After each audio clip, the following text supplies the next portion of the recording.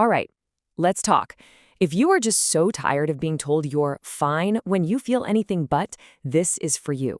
Today, we are putting together a real actionable battle plan to get your energy back by tackling your ferritin levels, and we're going to do it fast. Does this sound familiar? You get your blood test back, your ferritin is basically in the basement, you're exhausted, maybe your hair's falling out, and yet your doctor says everything looks normal. I hear this story all the time. I get it. And today, we're not just going to talk about it, we're going to fix it. Okay, you have to understand this one concept because it honestly changes everything. Think of your iron like two bank accounts. Hemoglobin, that's your checking account. It's for daily expenses, moving oxygen around. It's what most doctors look at. But ferritin? Ferritin is your savings account. It's your deep reserve, your backup. And here's the thing, your body will drain your savings account to zero before your checking account ever shows a problem. That's why you feel so awful for so long before any standard test flags it. And that brings us right to the heart of the issue, this whole undiagnosed deficiency. You don't just wake up anemic one morning. It's a slow drain, and it happens in 3 stages that are almost always missed. So it all starts right here, in stage 1. Your savings account, your ferritin, dips below 30, and this is when you start to feel it, that deep fatigue, maybe more hair in the shower drain. But because your hemoglobin, your checking account, is still fine, this is where you get told everything's normal. It's wild because even the World Health Organization says the cutoff should be 30, but so many labs are still using ancient lower numbers. Then you slide into stage 2. Your ferritin is now critically low, probably somewhere between 10 and 20. At this point, your body is actually struggling to make healthy red blood cells. The fatigue is now full-blown exhaustion. You might get winded just walking up the stairs. And yet, unbelievably, your hemoglobin might still be in the normal range, so you're still technically undiagnosed. And then finally, you hit stage 3. The savings account is officially empty, your body just can't prop up the checking account anymore, and your hemoglobin finally drops. This is the moment, and only this moment, when a doctor looks at your chart and says, aha, you have iron deficiency anemia. The crazy part is you've probably been feeling terrible for months or even years to get to this point. Okay, let's connect these numbers to real life, to how you actually feel. If your ferritin is below 15, we're talking extreme fatigue, maybe even heart palpitations, and for sure, significant hair loss. Stuck in that 15 to 30 range, that's the land of just constant nagging fatigue, restless legs at night, and thinning hair. But look down at the bottom. This is our goal. We're not just trying to get out of the red zone. We are aiming for 100 to 125. That is what full energy, strong hair, and a sharp mind feels like. That's optimal. So, the big question is, how do we get there? We need a plan. Not just some vague, take an iron pill advice. We need a smart, strategic battle plan to build back your savings account as fast and as effectively as possible. And this plan has 6 key missions.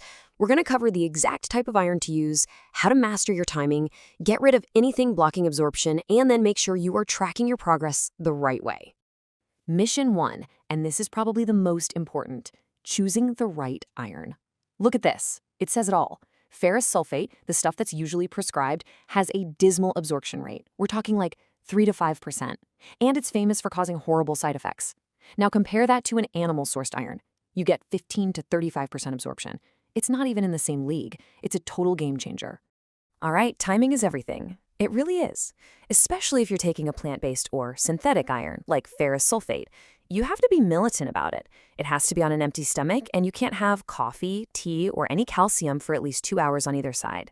With animal-sourced iron, though, you can take it whenever.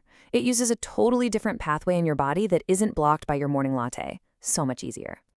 Next, you need the right data. You cannot accept just a basic blood count. This right here, this is your checklist. Take a picture of it. You walk into your doctor's office and demand this full panel. You need ferritin, obviously, but you also need things like TIBC, which shows how hard your body is working to find iron. And absolutely, 100% get a CRP test. Inflammation can make your ferritin look falsely high, hiding the real problem. This panel gives you the whole story. Okay, this next part is so important if you're going to stick with this. Recovery isn't a straight line. It happens in 2 very distinct phases, and knowing this will keep you from getting discouraged and quitting just before the magic happens. So here's how it works. For the first couple of months, phase 1, your body is in triage mode. It's taking every bit of iron you give it and using it to fix your hemoglobin, your checking accounts. You'll start to feel, well, less terrible. But you might retest your ferritin and see the number hasn't moved. Don't panic, that's normal. Phase 2, which is usually around months 3 to 6 and beyond, is when the real rebuilding begins. That's when your body finally starts refilling your ferritin savings account. This is when the fog lifts, your energy comes roaring back, and your hair stops shedding. And trust me, it can absolutely be done. This isn't just theory. I want to show you a few real-world examples from people who followed this exact kind of plan. Check this out. Christina started at a 22, stuck right in that stage 1 misery zone. In less than 3 months, she almost tripled her ferritin. That's a massive jump that gets her well on the way to feeling good again. And here's Jen, a classic postpartum story. Her ferritin crashed down to 15. Using a good, well-absorbed iron, she quadrupled her level in just 3 months. And notice that last part, with no side effects. That's huge because it means she could actually stick with it. And for anyone whose main symptom is that terrifying hair loss, this one is for you. Lindsay went from a ferritin of 19 all the way up to 90 in 5 months. The key takeaway? By pushing past just not anemic and getting her ferritin up into that truly optimal range, her hair loss completely stopped. Now, let's talk about the roadblocks. There are a few really common traps people fall into that can totally sabotage all your hard work. Let's make sure you know what they are so you can avoid them. The biggest mistake I see, by far, is stopping too soon.